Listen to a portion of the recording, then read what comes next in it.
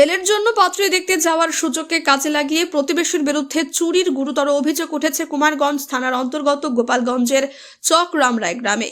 অভিযোগকারিণী সাবিত্রী বর্মন জানান, তিনি বাড়ির বাইরে থাকার সময় এক প্রতিবেশী যুবক ঘরে ঢুকে টিনের বাক্স ভেঙে একটি সোনার মালা, 2 জোড়া সোনার কানের দুল, একটি সোনার আংটি, প্রায় 5 ভরির রূপোর সামগ্রী ও নগদ 4,000 টাকা চুরি করে নেয়।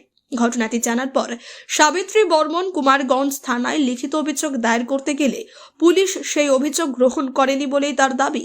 থানায় অভিযোগ না নেওয়ায় হতাশ হয়ে সোমবার তিনি বালুরঘাটে জেলা পুলিশ সুপারের দপ্তরে গিয়ে লিখিতভাবে গোটা ঘটনার বিবরণ দেন এবং সুবিচারের আবেদন জানান। জেলা পুলিশ সূত্রে জানা গিয়েছে, অভিযোগটি খতিয়ে দেখে প্রয়োজনীয় পদক্ষেপ নেওয়া হবে। এদিকে সাবিত্রী বর্মন বলেন, আমি চাই যত দ্রুত সম্ভব অভিযুক্তকে গ্রেপ্তার করা হোক এবং আমার চুরি যাওয়া গয়নাগাটি ও নগদ টাকা উদ্ধার করা হোক। ঘটনার পর থেকে এলাকায় চাঞ্চল্য ছড়িয়েছে। এখন পুলিশ প্রশাসনের পরবর্তী পদক্ষেপের দিকেই তাকিয়ে রয়েছেন সকলে। হ্যাঁ, কি হয়েছে ঘটনাটা? আপনারা কি জন্য এসেছিলেন? আমি মেয়ে দেখতে গেছিলাম, তো ওই ছেলেটা আমাদের বাড়ি ছিল। ওই ছেলেটা সম্পর্ক নাম বলো সঞ্জু বর্মন। সঞ্জু বর্মন ও আবার আমাকে গিডা বলে ডাকে, আমি ডাকে চলে গেছি। ও আবার ফির আমরা যাওয়ার পরে ও বাক্সটা ব্যাগে করে নিয়ে চলে গেছে। আমার বৌমা আবার দেখে বললো, কি রে ব্যাগের মধ্যে কি নিছিস? ওই কি আমি হলো ছুঁইটাই নিছি। চকির তলে কি করতেছিস? বলে আমি চেন খুঁজতেছি। চকির তলে কি চেন আছে? ওই টেবিলের মধ্যে চেন আছে। তারপর বাক্সের মধ্যে কি ছিল?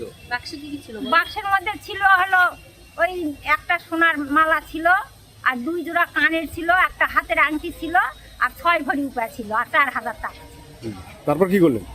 তারপর তো বাক্স নিয়েও চলে গেল। আমার বৌমার একটুখানি বুদ্ধি কম, তো কয়েকদিন পর আমি এখন দরকার পড়েছে, তখন আমি বাক্স খুঁজতে যাই, দেখতেছি বাক্স নাই। কত মা সন্ধু তো ঢুকেছিল ঘরের ভিতরে, চকির তলে ঢুকেছিল। চকির তলে ছিল, মানে ঘর ভাঙিছি তো চকির তলে রাখিছি। আমি গরিব মানুষ, কি করবো, চকির তলে রাখেছি। তারপর কি করলেন? তারপরে ও তো চলে গেল। তারপরে আমি তো খোঁজাখুঁজি করার পরে সবাই বললো যে আগে থানাতে এফআই করো। এই যে ম্যাডামও বললো থানাতে এফআই করো। আমি থানাতে এফআই করলাম। করার পরে আবার আমি ছেলের বাড়ি গেলাম। ছেলের বাড়ি যাই লোকজন নিয়ে বসলাম। থানা থেকে কি বললো সেটা বলো। থানা থেকে কি বলেছে? থানাতে বলতেছে, হ্যাঁ তোমরা কি সচকে দেখিছ, দেখো লাস্টে তোমরাই ফাঁসে পড়বেন, তোমার 1 লাখ টাকা জরিমানা লাগবে। এরকম করে করছে। তোমরা দেখোনি টাকনি হনুমানে চোর ধরলেই হয়ে গেল, এরকম করে করছে আমার। কোন থানা বলেছে? এই কুমারগঞ্জ থানা।